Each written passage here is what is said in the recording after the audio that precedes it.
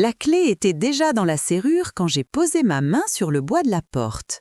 Elle était froide, lisse, tellement familière que j'aurais pu reconnaître ce bâton les yeux fermés. Ma bibliothèque, mon dernier territoire. Dans le couloir, la lumière du matin se reflétait sur les lunettes du docteur Lemaire, et derrière lui, je voyais le visage tendu de ma fille, Claire, et celui fermé de mon fils, Pierre. « Maman, ce n'est que temporaire », disait Claire depuis 10 minutes. Quand quelqu'un répète autant le mot « temporaire », c'est presque toujours pour vous annoncer quelque chose d'irréversible. Je me suis tournée vers elle avec un sourire très léger. Elle évitait mes yeux, comme on évite de croiser le regard de quelqu'un à qui l'on ment pour son propre confort. Le docteur Lemaire parlait encore de poussière, d'allergènes, de charge mentale et de risques pour ma respiration. Il prononçait ces mots avec ce ton doux et mécanique que l'on réserve à un enfant ou à un patient que l'on considère déjà perdu pour la conversation. Je l'écoutais comme on écoute un mauvais comédien réciter un texte appris la veille. Mon dos me faisait mal, mais ma tête, elle, n'avait jamais été aussi claire. « Vos livres sont magnifiques, Madame Martin, mais ils ne sont plus adaptés à votre état », a-t-il conclu. « Mon état ». Voilà comment on efface une personne en 3 syllabes. Derrière lui, Pierre hochait la tête comme si tout cela était parfaitement logique, presque scientifique. Je savais que dans sa poche, il y avait un devis d'entreprise de débarras soigneusement plié. Je les ai regardés tous les 3, puis j'ai légèrement entrouvert la porte. L'odeur familière du papier, un peu de poussière, certes, mais surtout cette nuance sèche et chaleureuse qui m'accueillait chaque matin. Sur la première étagère, à gauche, j'ai vu le dos usé de mon vieil exemplaire de Montesquieu, celui où j'avais glissé, bien au chaud, certaines copies de documents juridiques. Comme par réflexe, j'ai resserré la main sur la poignée. Vous qui m'écoutez en ce moment, comment réagiriez-vous si l'on vous expliquait sur un ton clinique que votre vie intérieure est soudain dangereuse pour votre santé et doit être rangée sous clé pour votre bien ? Claire a tendu la main vers la porte. « Maman, je vous promets que nous n'allons rien jeter », a-t-elle ajouté. « Nous allons juste stocker, organiser. » Le mot « organiser » est devenu dans la bouche de mes enfants un verbe inquiétant. Quand ils organisent, je perds quelque chose. Un tiroir, un papier, un morceau de mon territoire. J'ai reculé d'un pas sans lâcher la poignée.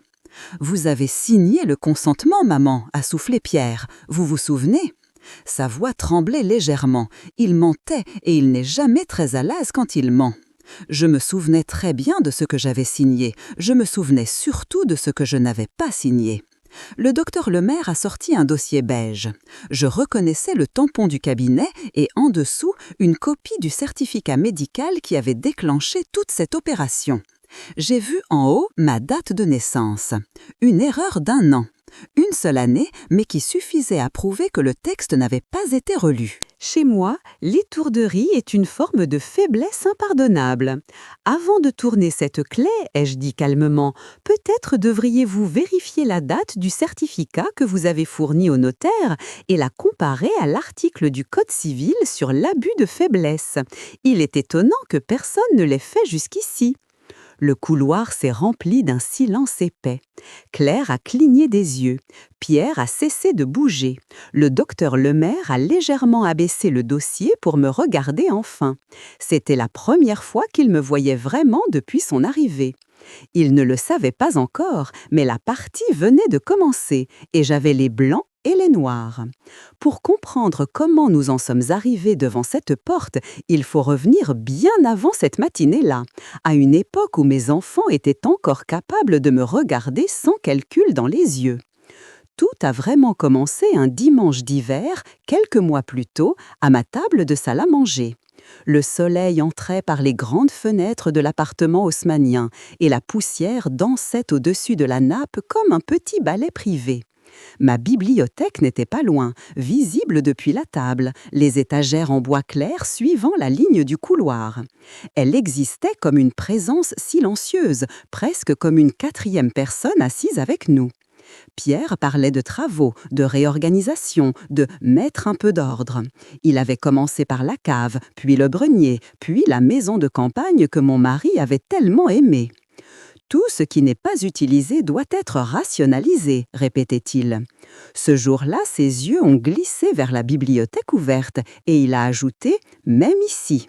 J'ai reposé ma tasse de thé. « Ici ?» ai-je demandé. Il a souri d'un air qui se voulait tendre. « Vous savez bien, maman, il y a beaucoup de poussière. Vous ne lisez plus tout cela. » Il avait choisi le mauvais verbe. Je ne lisais pas tout cela, en effet, mais je l'avais lu. Et une bibliothèque lue n'est pas un entrepôt, c'est une mémoire. Je me souviens avoir caressé le bord de ma tasse pour ne pas claquer la porcelaine sur la soucoupe.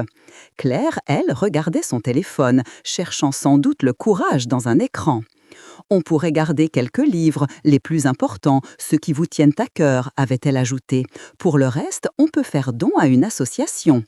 Une partie de moi a presque ri. Il voulait trier mon esprit comme on trie des vieux vêtements, garder 2 romans, jeter Kant et Spinoza. Vous qui écoutez ma voix aujourd'hui, sentiriez-vous déjà le piège se refermer à ce moment-là, ou croiriez-vous encore à la bonne foi de ceux qui parlent de vous simplifier la vie, tout en simplifiant surtout la leur? Je n'ai rien répondu ce jour-là. Le silence est une arme, mais il faut savoir la manier sans se couper. Je me suis simplement levée pour aller chercher le dessert, passant devant la bibliothèque ouverte. Au passage, j'ai laissé mes doigts effleurer le dos d'un vieux code à noter.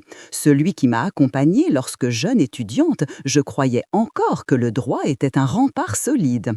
Je sentais déjà que mes propres enfants étaient en train d'apprendre à s'en servir comme d'un outil. Les premières remarques médicales sont arrivées peu après. Une fatigue ici, un vertige là. Rien de spectaculaire. À 78 ans, le corps devient un peu plus lent, c'est son droit. Mais pour eux, chaque souffle un peu plus court était une preuve de fragilité, un argument dans un dossier invisible qu'ils constituaient déjà sans le dire. Un matin, Claire m'a annoncé qu'elle avait pris un rendez-vous chez le docteur Lemaire, un généraliste très à l'écoute des personnes âgées. L'expression m'a immédiatement déplu. Je n'ai jamais aimé qu'on me mette dans une catégorie, surtout pas celle de personnes âgées. Pourtant, j'ai accepté. Refuser aurait donné l'impression que je n'étais pas raisonnable. On n'attaque pas une forteresse de face, on commence par entrer, calmement, par la porte principale. Le cabinet du docteur Lemaire sentait la désinfection et le café froid. Sur les murs, des diplômes encadrés et des affiches de prévention. J'ai pris place sur la chaise en face de lui. Il m'a posé des questions que j'avais déjà entendues 1000 fois dans les journaux télévisés. Dormez-vous bien? Mangez-vous correctement? Vous sentez-vous parfois désorienté? J'ai répondu sans hésitation, avec des phrases complètes, sujet, verbe, complément, ce qui semblait presque le surprendre. Puis, il a sorti une feuille avec des dessins enfantins et des séries de chiffres, le fameux test cognitif. Quand on a passé sa vie à lire Hegel, on vous demande soudain de répéter une liste de 3 mots, comme si tout votre destin dépendait de votre capacité à retenir pomme, chaise, ballon. Je me suis concentrée, non pas pour réussir le test, mais pour observer son regard pendant que je le faisais. Il n'écoutait pas mes phrases, seulement mes erreurs éventuelles. Ce jour-là, je n'en ai commis aucune. Je me suis même permise de lui expliquer l'origine étymologique de l'un des mots qu'il utilisait.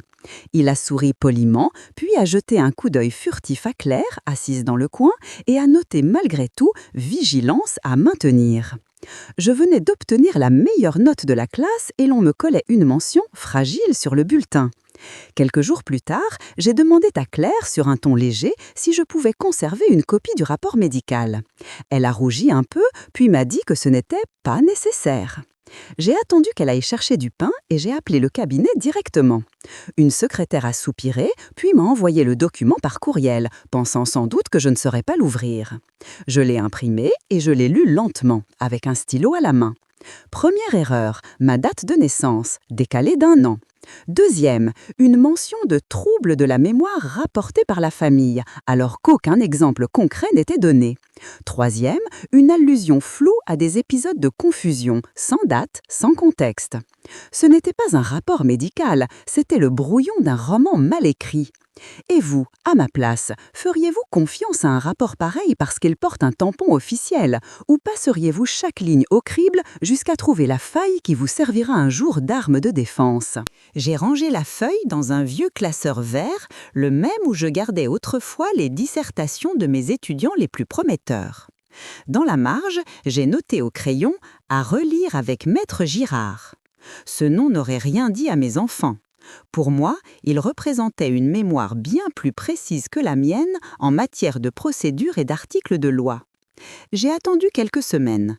Parfois, la meilleure façon d'affaiblir un argument est de le laisser vieillir. Pendant ce temps, mes enfants ont continué à parler de moi comme d'un problème logistique à résoudre. Où allait-on m'installer si je ne pouvais plus gérer seul le grand appartement? Faudrait-il vendre la maison de campagne? Et surtout, que faire de tous ces livres qui prenaient la poussière dans ma chambre? Un soir, après une de ces conversations où l'on évoque votre avenir sans vous demander votre avis, j'ai appelé Maître Girard. Il était tard, mais sa voix avait gardé cette précision tranquille que j'aimais tant. Nous avions travaillé ensemble autrefois sur des dossiers complexes. À l'époque, j'étais encore Madame Martin, la collègue redoutable. « Maître, ai-je commencé, je crois que mes enfants souhaitent organiser ma vieillesse comme on organise un déménagement. Je préférerais organiser ma défense. » Nous avons pris rendez-vous dans son étude, à 2 rues de chez moi. Je me suis habillée comme pour une soutenance de thèse, avec ce tailleur gris qui dit « Je suis raisonnable et prête à combattre ». Je lui ai apporté une pile de papiers. Le rapport du docteur Lemaire, des relevés bancaires, des anciennes lettres de mon mari et un petit cahier noir où j'avais noté depuis quelques mois chaque phrase de mes enfants qui me semblait suspecte. Maître Girard a tout lu en silence, puis il a relevé la tête. « Ils vont tenter de vous placer sous tutelle, m'a-t-il dit. Peut-être pas tout de suite, mais c'est le chemin qu'ils prennent. » Je le savais déjà. J'avais simplement besoin de l'entendre formuler dans une phrase nette avec des mots qui ne tremblent pas. C'est à ce moment-là que j'ai pensé à Thomas, mon petit-fils, le seul de la famille qui avait encore des étincelles de curiosité dans les yeux. Il étudiait le droit, justement, à l'université. Pierre en parlait avec fierté, sans se douter que le premier dossier sérieux de son fils serait peut-être sa propre grand-mère. Je l'ai invité un samedi après-midi, prétextant que j'avais besoin d'aide pour faire un peu de tri dans ma bibliothèque. Il est arrivé avec un sac à dos et un regard amusé. « Mamie, vous savez bien que je ne peux pas porter des encyclopédies toute la journée », a-t-il plaisanté. Je lui ai montré les étagères, puis je l'ai conduit à la petite table ronde près de la fenêtre, où l'attendaient le rapport médical imprimé, le code civil et un carnet de notes. « J'ai besoin d'un regard jeune sur quelques détails, ai-je dit, pas de tes muscles. » Il s'est assis, soudain sérieux. Nous avons lu ensemble. Je lui ai demandé d'expliquer certains articles, non pas parce que je les avais oubliés, mais parce que je voulais qu'il les entende à voix haute, avec sa voix à lui. À mesure qu'il parlait, je voyais sur son visage la même expression que je devais avoir à son âge quand je découvrais une incohérence. Dites-moi, vous qui écoutez cette histoire, iriez-vous jusqu'à transformer votre salon en salle de travail, vos propres enfants en adversaires possibles et votre petit-fils en allié silencieux, simplement pour protéger une poignée de rayonnage et quelques milliers de pages que personne ne lit plus sauf vous? Thomas a posé le stylo. « Mamie, ce rapport est bancal, a-t-il dit. Et s'ils s'en servent pour demander quoi que ce soit, ils vont se heurter à un juge qui sait lire. » Il avait l'optimisme naïf de sa génération. Les juges savent lire, bien sûr, mais ils n'ont pas toujours le temps. C'est pour cela qu'il faut beaucoup travailler pour qu'il n'ait plus qu'à voir d'un coup d'œil où se cache l'injustice. Nous avons commencé à tout consigner. Date de rendez-vous, mots exacts prononcés, comportements étranges, propositions abruptes. Ma vie quotidienne devenait un dossier. Cela pourrait paraître triste. Pour moi, c'était au contraire réconfortant. Quand on met de l'ordre dans les faits, on reprend un peu de pouvoir sur ce qu'ils signifient. Pendant ce temps, je continuais à tenir mon rôle de grand-mère docile. J'acceptais les visites du docteur Lemaire, je souriais aux auxiliaires qui venaient vérifier que je prenais bien mes médicaments. Je laissais Claire ranger ma vaisselle, déplacer certaines chaises. Ce n'est pas capituler que de laisser l'ennemi avancer de quelques mètres, si l'on sait exactement où se trouve la frontière que l'on ne le laissera jamais franchir. Cette frontière, pour moi, était simple, la porte de ma bibliothèque. Tant qu'elle restait ouverte, même si mon corps se fatiguait, ma vie m'appartenait encore. Un soir, Pierre a prononcé la phrase que j'attendais depuis des semaines. « Maman, nous avons contacté une entreprise qui pourra vous aider à désencombrer la chambre », a-t-il annoncé. « Ils viendront tout emballer proprement, ce sera plus sain pour vous. » Il regardait le plafond en parlant, comme s'il s'adressait à une abstraction. Je n'étais déjà plus la destinataire de sa phrase, j'étais le prétexte. J'ai simplement demandé « Quand ?» Il a hésité. « Dimanche prochain, nous serons là pour superviser. » Bien sûr qu'il serait là. Il ne voulait pas seulement vider des étagères, il voulait voir de leurs propres yeux le moment où ma bibliothèque cesserait d'être un lieu pour devenir un tas de cartons anonymes. Les jours suivants, j'ai multiplié les visites à l'étude de Maître Girard. Nous avons réuni tous les éléments nécessaires pour rédiger une contestation formelle de toute mesure de protection lancée sans mon consentement éclairé. Nous avons aussi préparé un signalement pour abus de faiblesse potentiel au cas où les choses iraient trop loin. Le dossier grossissait, pesant plus lourd que certains de mes dictionnaires. J'ai également demandé un deuxième avis médical chez un gériatre que j'avais choisi moi-même, recommandé par une ancienne collègue. Là-bas, on m'a parlé longuement, on m'a laissé terminer mes phrases, on m'a interrogé sur mes lectures actuelles. À la fin, le médecin m'a tendu un rapport clair, net, qui conclusait à une autonomie préservée, avec une vigilance simplement recommandée sur le plan moteur. J'ai remercié avec une gratitude sincère cette fois. Et vous, si vous saviez qu'un certificat approximatif peut décider de l'avenir de votre maison, prendriez-vous le risque de n'en avoir qu'un seul ou iriez-vous chercher, comme moi, la phrase exacte qui pourra un jour faire la différence devant un juge pressé ? Le samedi soir, la veille de l'arrivée de l'entreprise de débarras, j'ai posé sur ma table de nuit 3 objets. Mon vieux code à noter, le rapport du gériatre et un dossier bleu contenant toutes les lettres que Maître Girard avait rédigées pour moi. Sur l'enveloppe, je voyais déjà en imagination le tampon du greffe du tribunal quand elles y parviendraient. Le dimanche matin, je me suis levée plus tôt que d'habitude. J'ai ouvert la fenêtre de la bibliothèque pour laisser entrer l'air de la ville, ce mélange de bruit de voiture et d'odeur de boulangerie qui fait encore battre mon cœur un peu plus vite. Je me suis assise à mon bureau, j'ai pris mon stylo et j'ai écrit quelques lignes dans mon carnet noir, celui qui ne quitte jamais ma table. Dimanche. Ils viennent aujourd'hui pour tenter de fermer ma bibliothèque. Ils n'ont pas encore compris que c'est ici que je les attends, dans ces pages, avec la loi et ma mémoire comme témoin. Quand on a son âge, disait souvent mon mari, on ne gagne plus les guerres par la force, mais par le choix du terrain. J'avais choisi le mien. Ce terrain avait des rayonnages, des livres à noter et une porte qui pouvait se fermer, certes, mais pas sans laisser de traces. Je les ai entendus arriver vers 10 heures. Des voix dans le couloir, des bruits de pas, un rire forcé de Claire, le souffle plus court de Pierre et, un peu plus loin, un timbre que je reconnaissais désormais trop bien, celui du docteur Lemaire. Il avait accepté de venir pour superviser la dimension médicale de la démarche. Il paraît que tout doit être médical, même quand il s'agit simplement de vider une chambre pour faire de la place. Je suis sortie de la bibliothèque et j'ai refermé la porte derrière moi sans la verrouiller. Dans le couloir, ils se sont tous tus un instant en me voyant. Thomas était là aussi, légèrement en retrait, un sac à dos sur l'épaule. Il m'a lancé un regard bref et j'ai vu l'éclair de notre secret dans ses yeux. Il savait qu'un exemplaire complet du dossier se trouvait dans ce sac. Nous nous sommes avancés tous ensemble vers la porte de la bibliothèque. L'ouvrier de l'entreprise de débarras, un jeune homme au sourire embarrassé, tenait déjà un trousseau de clés dans la main. Pierre lui a montré la serrure, comme s'il n'avait pas déjà ouvert cette porte 1000 fois. On ne s'habitue jamais vraiment à trahir ses propres habitudes. « Attendez une seconde », ai-je dit. Ma voix était calme, presque douce. Le jeune homme s'est figé, par respect plutôt que par peur. Le docteur Lemaire tenait son dossier beige, je voyais le bord du certificat qui dépassait. J'ai posé la main sur la poignée une fois de plus.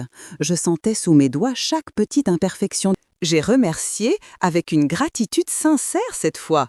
Et vous, si vous saviez qu'un certificat approximatif peut décider de l'avenir de votre maison, prendriez-vous le risque de n'en avoir qu'un seul ou iriez-vous chercher, comme moi, la phrase exacte qui pourra un jour faire la différence devant un juge pressé? Le samedi soir, la veille de l'arrivée de l'entreprise de débarras, j'ai posé sur ma table de nuit 3 objets. Mon vieux code annoté, le rapport du gériatre et un dossier bleu contenant toutes les lettres que Maître Girard avait rédigées pour moi. Sur l'enveloppe, je voyais déjà en imagination le tampon du greffe du tribunal quand elles y parviendraient. Le dimanche matin, je me suis levée plus tôt que d'habitude. J'ai ouvert la fenêtre de la bibliothèque pour laisser entrer l'air de la ville, ce mélange de bruit de voitures et d'odeurs de boulangerie qui fait encore battre mon cœur un peu plus vite. Je me suis assise à mon bureau, j'ai pris mon stylo et j'ai écrit quelques lignes dans mon carnet noir, celui qui ne quitte jamais ma table. Dimanche. Ils viennent aujourd'hui pour tenter de fermer ma bibliothèque. Ils n'ont pas encore compris que c'est ici que je les attends, dans ces pages, avec la loi et ma mémoire comme témoin.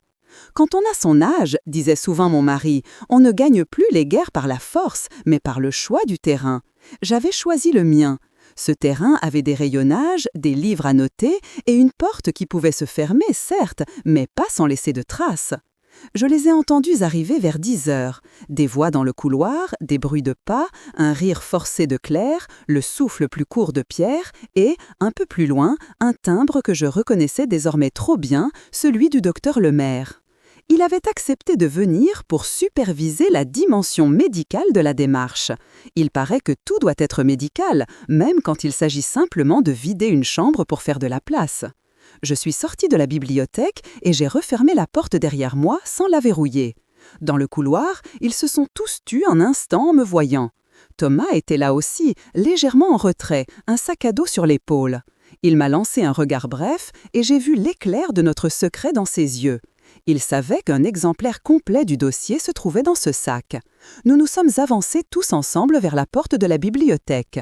L'ouvrier de l'entreprise de débarras, un jeune homme au sourire embarrassé, tenait déjà un trousseau de clés dans la main. Pierre lui a montré la serrure comme s'il n'avait pas déjà ouvert cette porte 1000 fois. On ne s'habitue jamais vraiment à trahir ses propres habitudes. « Attendez une seconde », ai-je dit. Ma voix était calme, presque douce. Le jeune homme s'est figé, par respect plutôt que par peur. Le docteur Lemaire tenait son dossier beige, je voyais le bord du certificat qui dépassait. J'ai posé la main sur la poignée, une fois de plus, je sentais sous mes doigts chaque petite imperfection du bois, chaque marque laissée par les années. Puis j'ai sorti de ma poche intérieure le dossier bleu que j'avais emporté, plus léger que son importance réelle. Je l'ai posé sur la petite console dans le couloir, à hauteur des yeux de tout le monde. Avant que vous n'ouvriez cette porte, ai-je dit, il faut que vous sachiez que ce qui va se passer ici aujourd'hui sera peut-être décrit dans un rapport au juge des tutelles. Ce dossier contient déjà une contestation en bonne et due forme, accompagnée d'un deuxième avis médical. Il est prêt à partir. Il ne manque que la date d'aujourd'hui et peut-être le récit précis de ce que vous allez faire. Je les ai regardés un à un. Claire pâle, Pierre rouge, le docteur Lemaire soudain très intéressé par la pointe de ses chaussures, Thomas immobile comme en apnée. Et vous, à ma place, oseriez-vous poser ce dossier sous leurs yeux, menacer de mettre par écrit chaque geste qu'ils s'apprêtent à faire et soutenir ensuite leur regard sans baisser le vôtre une seule seconde ? Je n'ai pas élevé la voix, je n'ai pas besoin de crier. J'ai simplement ajouté, en montrant le dossier bleu du bout des doigts, « Ce que vous décidez de faire avec cette porte, aujourd'hui, ne sera pas un acte de tendresse ou de prévoyance, ce sera un acte juridique, il aura des conséquences. » Un courant d'air a parcouru le couloir. Le jeune ouvrier a resserré sa prise sur son trousseau de clés, mal à l'aise. Le temps s'est contracté autour de nous. Pendant une seconde, personne n'a respiré. Mes enfants ont reconnu le cachet de l'étude de Maître Girard sur le papier, même de loin. Ils savaient ce que cela signifiait. La clé de la bibliothèque est restée suspendue dans le vide entre la main du jeune homme et la serrure, comme si elle refusait elle-même de choisir son camp. Je voyais leur regard glisser du dossier bleu à mon visage, comme si tout à coup j'étais redevenue une personne identifiable et non plus seulement la patiente ou maman. Le docteur Lemaire a fait un petit pas vers la console, hésitant, puis s'est ravisé. C'est Pierre qui a rompu le silence. « Maman, voyons, vous dramatisez », a-t-il commencé. « Il ne s'agit pas de tribunal, il s'agit de votre santé. » J'ai penché légèrement la tête. « Vraiment ? Alors peut-être devrions-nous laisser la santé aux médecins sérieux et le droit aux juristes, vous ne croyez pas ?» Je me suis tournée vers Thomas. « Tu peux, s'il te plaît, sortir la copie du rapport du professeur Delcourt, le jeune gériatre que j'avais consulté quelques jours plus tôt. » Thomas a ouvert son sac à dos, en a tiré une chemise transparente et l'a tendue au docteur Lemaire sans un mot. Celui-ci a pris les feuilles, les a parcourues et son visage s'est fermé. Le rapport était clair. Capacité cognitive préservée, autonomie de décision intacte, recommandations limitées à la prévention de chute et à quelques aménagements matériels. Aucune justification pour une mesure de protection juridique. « Vous n'étiez pas au courant de ce deuxième avis, docteur ?» ai-je demandé doucement. Il ne répondait pas. Je l'ai aidé. « Je comprends, vous êtes occupé, mais voyez-vous, lorsque l'on s'appuie sur un certificat imparfait pour justifier des décisions lourdes de conséquences, on devrait, par prudence, vérifier qu'il n'existe pas d'éléments contraires.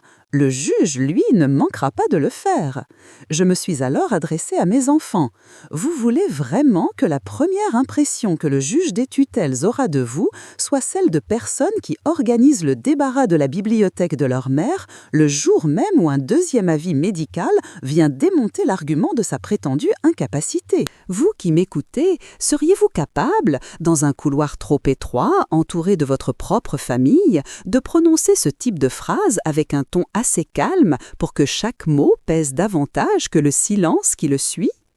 Claire a vacillé, comme si on venait de pousser un peu la façade polie qu'elle s'était construite. « Maman, ce n'est pas comme ça, a-t-elle murmuré. Nous ne voulons pas vous faire du mal. » Elle disait « nous », mais ses yeux suppliaient déjà qu'on distingue sa responsabilité de celle de son frère.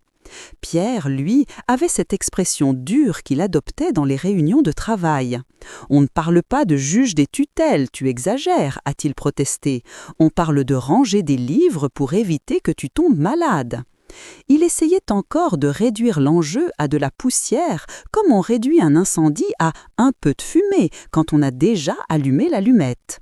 Je n'ai pas bougé. « Très bien, ai-je répondu. Dans ce cas, nous allons faire les choses dans l'ordre. Docteur, vous allez me confirmer par écrit que, malgré le rapport du professeur Delcourt, vous maintenez votre recommandation de vider ma bibliothèque pour des raisons strictement médicales. Vous indiquerez précisément quels ouvrages, par leur seule présence, constituent un danger vital. Vous signerez. Je joindrai votre avis au dossier. Et alors seulement, si tout le monde assume, vous pourrez tourner cette clé. » Je savais que je lui demandais l'impossible. Signer, c'était s'exposer. Sans cette signature, tout devenait simplement un choix pratique, donc potentiellement un abus. Le docteur Lemaire l'a compris. Son regard a glissé de moi au dossier bleu, puis au jeune ouvrier qui commençait à se tortiller sur place. « Je crois, a-t-il fini par dire, qu'il vaut mieux suspendre le projet aujourd'hui. Il serait plus prudent de revoir les choses avec un peu de recul. Madame Martin a obtenu un deuxième avis, il faut le prendre en considération. » Il avait retrouvé le ton rond des phrases sans conséquence, mais le contenu, cette fois, était loin d'être neutre. Pierre a blêmi. « Vous plaisantez, docteur », a-t-il protesté. « Nous avons tout organisé, payé l'entreprise. » Il s'est tourné vers moi. « Tu nous pièges !» Le « vous » de tout à l'heure avait disparu, remplacé par un « tu » presque rageur, celui du petit garçon déçu que sa mère refuse un caprice. Je n'ai pas répondu à cette accusation.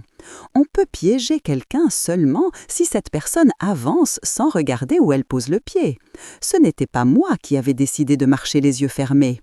Le jeune ouvrier a saisi l'occasion. « Écoutez, si les choses ne sont pas claires, madame, monsieur, on peut revenir un autre jour, a-t-il dit. On ne veut pas être au milieu d'eux. » Il a laissé sa phrase en suspens. Au milieu de quoi exactement ? D'une guerre de famille, d'un conflit juridique, d'une démonstration de pouvoir ? C'est préférable, ai-je approuvé. Merci d'être venu. On vous dédommagera, évidemment. J'ai sorti mon carnet de chèques sous les yeux de Pierre et j'ai réglé les frais de déplacement. Ce petit geste était plus important que l'argent en lui-même. Je rappelais ainsi, par un acte banal, que je restais la maîtresse de mon compte et donc, pour l'instant, de ma vie. Lorsque l'entreprise est partie, il ne restait plus dans le couloir que ma famille et le docteur. Thomas n'avait pas bougé, il tenait toujours son sac sur l'épaule, comme s'il se préparait à partir en courant si la pièce prenait feu. « Il va falloir que nous parlions, maman », a dit Pierre, tous les trois.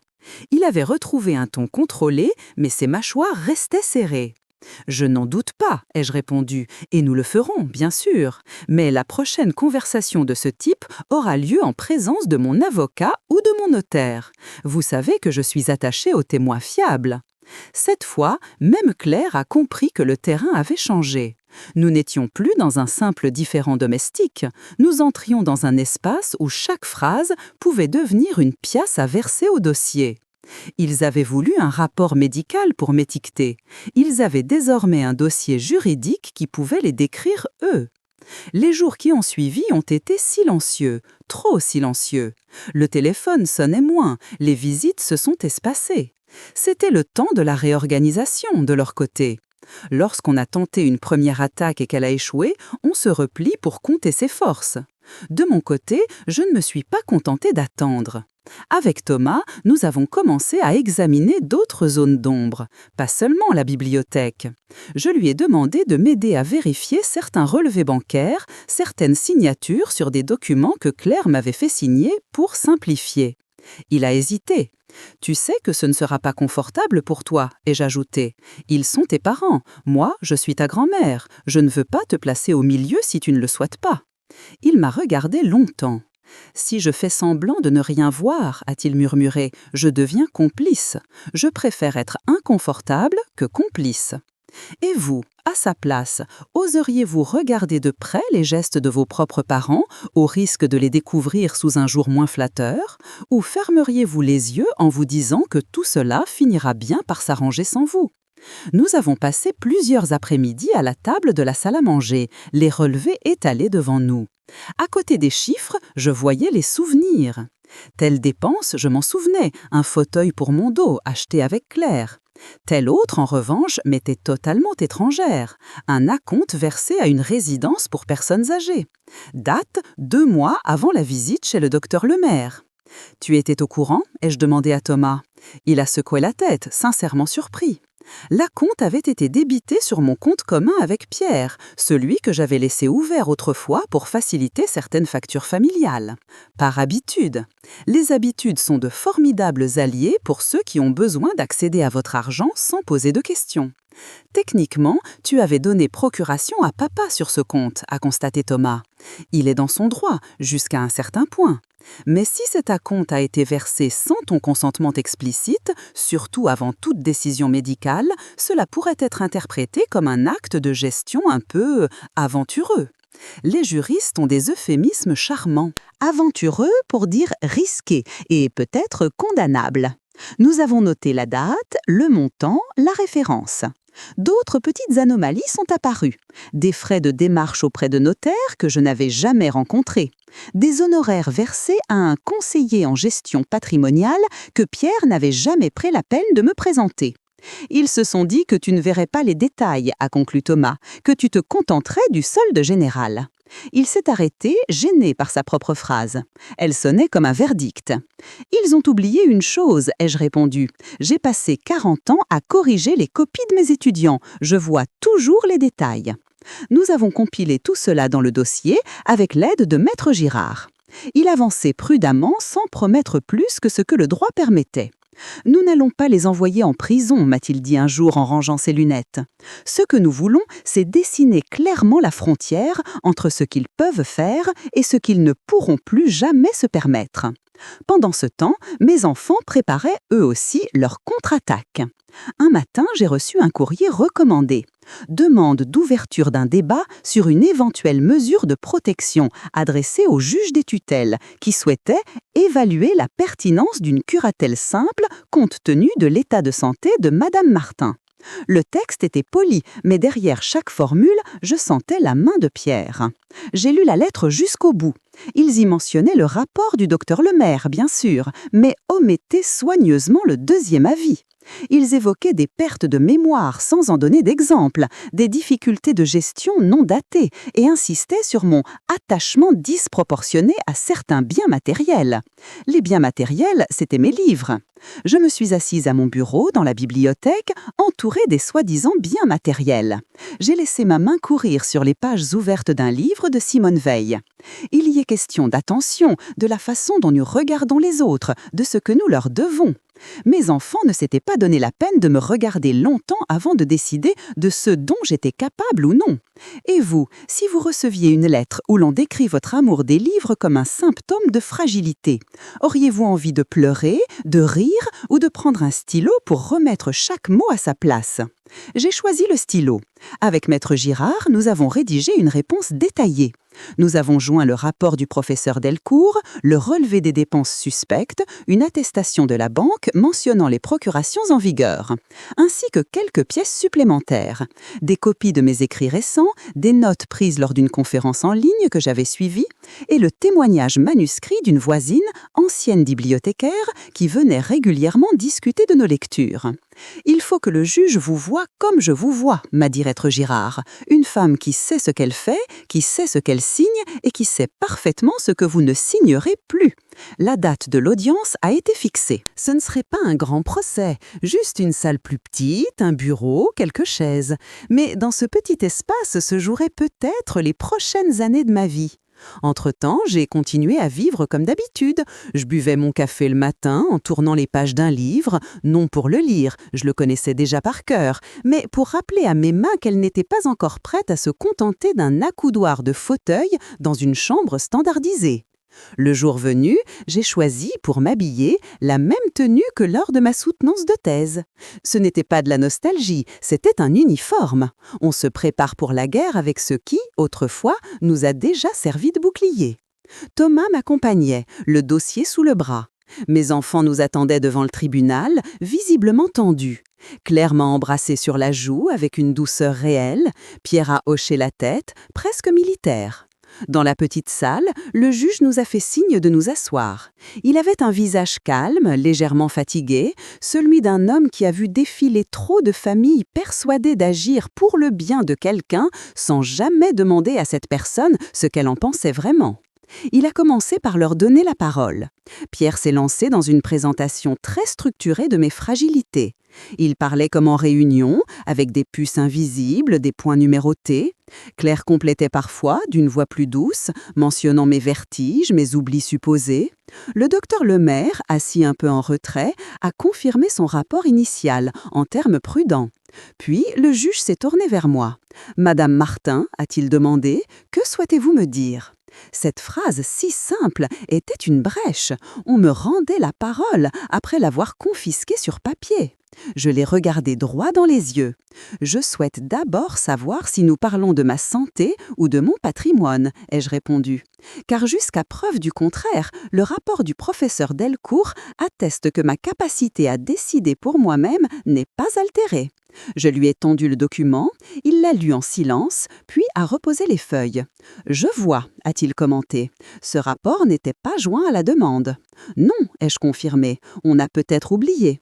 De la même manière qu'on a peut-être oublié de mentionner certains débits sur mon compte, comme l'acompte versé pour une résidence où l'on avait prévu de m'installer avant même de savoir si j'en avais besoin. » Le juge a levé les yeux vers Pierre, celui-ci a rougi. « Il s'agissait d'anticiper », a-t-il balbuté. « Les listes d'attente sont longues. » Il n'avait pas tort sur ce point, mais l'anticipation ne donne pas le droit de disposer de la vie de quelqu'un comme on réserve une chambre d'hôtel. J'ai pris une inspiration. Je ne refuse pas d'être aidé, monsieur le juge. J'accepte même que l'on me conseille, mais je refuse que l'on me retire la clé de ma propre bibliothèque au prétexte qu'elle serait dangereuse pour ma santé, alors que manifestement, ce sont surtout mes livres et ceux qu'ils contiennent qui dérangent. Je lis encore, j'écris encore, j'analyse encore, je vois les signatures et les dates, je comprends ce qu'ils font. Ce n'est pas mon esprit qui vacille, c'est leur respect. Et vous, si vous vous retrouviez assis devant un juge, entouré de vos propres enfants, auriez-vous le courage de prononcer ces mots sans laisser votre voix trembler? Ou préfériez-vous vous taire pour ne pas les mettre dans l'embarras et laisser quelqu'un d'autre décider de votre avenir à votre place? Je ne sais pas si ma tirade était parfaite sur le plan rhétorique, mais j'ai vu le regard du juge changer. Il a pris quelques notes, posé des questions précises sur les procurations, interrogé Thomas sur la façon dont il m'avait vu ces derniers mois. Mon petit-fils a répondu avec une honnêteté scrupuleuse. Oui, j'étais plus lente, oui, je pouvais être fatiguée, mais non, je n'étais ni confuse ni incapable de comprendre les documents que l'on me présentait. Le juge a fini par rendre une décision provisoire. Il refusait toute mise sous tutelle ou curatelle pour l'instant. Il rappelait aux enfants que les procurations bancaires ne devaient pas être utilisées pour des décisions engageant lourdement le patrimoine sans consentement explicite. Il conseillait une médiation familiale, si nous le souhaitions, et la mise en place, au besoin, d'un accompagnement administratif ponctuel, mais sous mon contrôle. Mes enfants ont baissé la tête.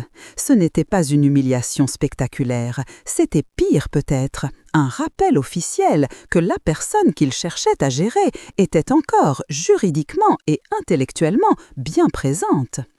À la sortie du tribunal, il faisait gris. Nous avons marché quelques mètres en silence. Puis Pierre a explosé. « Tu pouvais simplement nous dire que tu ne voulais pas » a-t-il lancé. « Pourquoi tout ce cirque, les avocats, le juge, le dossier ?» Je me suis arrêtée. « Je vous l'ai dit » ai-je répondu, plusieurs fois. Vous avez souri, vous avez parlé de résistance au changement, de caprice, d'attachement sentimental. Vous avez interprété mon refus comme un symptôme de faiblesse. Il ne me restait qu'un moyen de vous rappeler que mes phrases comptaient encore, les faire exister sur du papier, devant quelqu'un qui avait le pouvoir de les entendre. Claire pleurait en silence. Elle a pris ma main. « Maman, j'ai eu peur, a-t-elle chuchoté.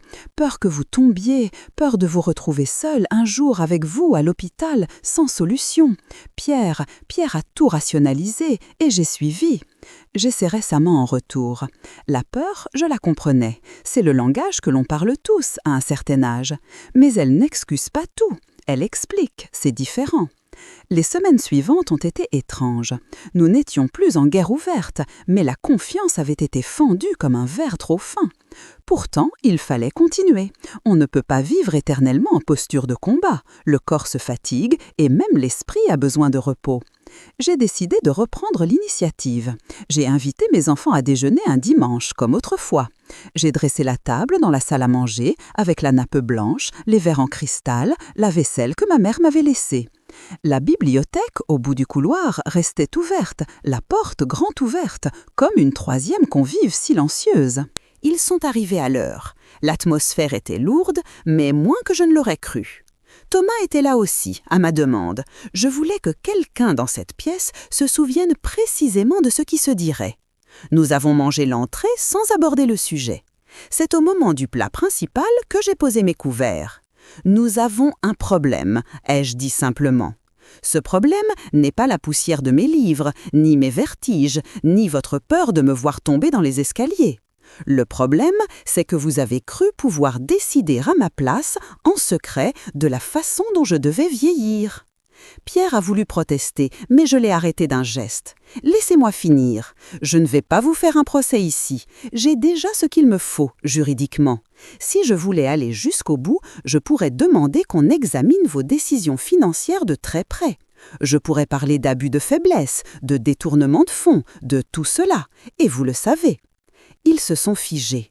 Ce n'était pas une menace, c'était un simple constat. Je posais sur la table les cartes que j'avais en main. Mais je ne veux pas que nous finissions nos jours à nous envoyer des courriers recommandés, ai-je poursuivi. Je ne veux pas d'une victoire par chaos. Je veux une frontière claire. Vous ne touchez plus à ma bibliothèque. Vous ne signez plus rien en mon nom sans que j'aie compris chaque ligne. Je garde le contrôle de mes comptes. En échange, je vous promets ceci. Je vous dirai dès que j'aurai vraiment besoin d'aide et je vous laisserai m'aider pour ce qui est raisonnable. Et vous, si vous teniez enfin une position de force après avoir été presque mise de côté, choisiriez-vous d'écraser ceux qui vous ont blessé pour leur donner une leçon ou accepteriez-vous de poser des règles nouvelles et de leur laisser une chance de les respecter? Claire a hoché la tête la première. « C'est juste », a-t-elle dit, « je suis d'accord ». Pierre a mis plus de temps. Son orgueil luttait encore. Mais l'ombre du juge planait au-dessus de lui, et il savait que s'il refusait, il m'offrait presque sur un plateau l'argument pour une action plus dure. « D'accord », a-t-il fini par lâcher. « Plus de décision sans toi. Mais promets-nous aussi une chose. Si tu te sens vraiment fatigué, si tu penses qu'un jour tu ne peux plus vivre ici, tu nous le diras, tu ne nous mettras pas devant le fait accompli. » Cette demande, je pouvais la trouver légitime. « Je te le promets », ai-je répondu. La promesse, elle, n'était pas juridique, elle était plus solide encore. Elle reposait sur quelque chose d'ancien, sur ce lien qui, malgré tout, avait existé longtemps avant que les comptes bancaires et les certificats ne s'en mêlent. Après ce déjeuner, quelque chose s'est relâché. Pas une réconciliation spectaculaire, non, mais un ajustement. Pierre a renvoyé la résidence pour personnes âgées, récupérant la compte. Claire a pris rendez-vous avec un ergothérapeute pour adapter la salle de bain, non pas pour me protéger de moi-même, mais pour rendre ma vie quotidienne un peu moins dangereuse concrètement. De mon côté, j'ai pris une décision. Ma bibliothèque m'avait protégée. Il était temps qu'elle protège aussi ceux qui viendraient après moi. J'ai appelé le directeur de la petite bibliothèque municipale du quartier, un homme que j'avais croisé souvent lors de conférences. Je lui ai proposé un accord. À ma mort, ai-je expliqué, je souhaite que mes livres ne soient pas vendus au kilo à un bouquiniste pressé. Je voudrais qu'ils soient inventoriés, sélectionnés, intégrés à un fonds qui porterait notre nom, à mon mari et à moi. Une petite salle peut-être pour accueillir les lecteurs. Mes enfants hériteraient du reste du patrimoine, suffisamment pour ne pas crier à l'injustice. Mais les livres deviendraient autre chose qu'un amas de papier encombrant, un bien commun. Le directeur a accepté avec un enthousiasme presque enfantin. Nous avons travaillé avec le notaire pour intégrer cette clause dans mon testament. Mes enfants l'ont découvert lors d'une réunion officielle quelques semaines plus tard. Leur visage était difficile à lire, entre la surprise, le léger agacement et peut-être au fond une sorte de soulagement de n'avoir plus à décider pour ces milliers de pages qui ne leur parlaient pas vraiment. Vous hériterez de ce qui compte pour vous, ai-je dit ce jour-là, et mes livres iront à ceux pour qui ils compteront. Il n'y a rien d'injuste là-dedans. Je me suis aussi imposé une certaine discipline. J'ai accepté de faire venir un professionnel pour nettoyer les étagères en douceur, installer un purificateur d'air discret, vérifier que les piles de livres ne risquaient pas de tomber. J'ai déplacé certains volumes pour éviter les efforts inutiles à mes épaules.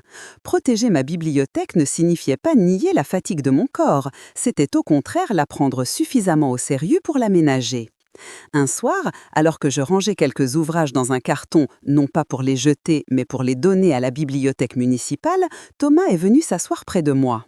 Il a pris un livre, l'a ouvert et a lu à haute voix quelques lignes. « Tu les connais tous par cœur, ces livres » m'a-t-il demandé. « Pas tous », ai-je souri, mais j'en connais assez pour savoir que je ne veux pas qu'on les enferme dans un garde-meuble. Il a regardé autour de lui. « Tu sais que papa ne comprend toujours pas comment tu as réussi à retourner la situation aussi vite », a-t-il avoué. Il pensait que tout était sous contrôle, les papiers, les médecins, la résidence. Il a oublié que la première chose à sécuriser quand on veut contrôler quelqu'un, c'est sa voix, ai-je répondu. Il m'a laissé garder la mienne trop longtemps. À partir de là, il avait déjà perdu. Et vous, maintenant que vous connaissez cette histoire, pensez-vous que la vraie force se trouve dans les muscles qui portent les cartons, dans les tampons qui signent les certificats ou dans les phrases que l'on ose encore prononcer quand tout le monde préférerait que l'on se taise ? Les mois ont passé. La bibliothèque n'a pas été fermée. La porte reste parfois entr'ouverte, parfois grande ouverte. Parfois je la ferme moi-même, non pas parce qu'on m'y oblige, mais parce que j'ai besoin de silence. La différence est immense. Fermer une porte que l'on a choisi de fermer n'a rien à voir avec le bruit sec d'une serrure qu'on tourne de l'extérieur. Et vous, maintenant que vous connaissez cette histoire, pensez-vous que la vraie force se trouve dans les muscles qui portent les cartons, dans les tampons qui signent les certificats, ou dans les phrases que l'on ose encore prononcer quand tout le monde préférerait que l'on se taise? Les mois ont passé. La bibliothèque n'a pas été fermée. La porte reste parfois entr'ouverte, parfois grande ouverte. Parfois je la ferme moi-même, non pas parce qu'on m'y oblige, mais parce que j'ai besoin de silence. La différence est immense. Fermer une porte que l'on a choisi de fermer n'a rien à voir avec le bruit sec d'une serrure qu'on tourne de l'extérieur. Je reçois, une fois par semaine, un petit groupe de voisins pour un cercle de lecture improvisé. Il y a là une ancienne institutrice, un libraire à la retraite, une jeune femme qui prépare un concours et même parfois le directeur de la bibliothèque municipale. Nous lisons à voix haute des passages qui parlent de justice, de vieillesse, de liberté. Mes livres, peu à peu, apprennent à appartenir à d'autres que moi. Mes enfants, eux, viennent à nouveau déjeuner, mais moins souvent. Les conversations restent un peu prudentes. Ils me demandent des nouvelles de ma santé, je leur demande des nouvelles de leur travail. Nous faisons attention aux mots que nous choisissons.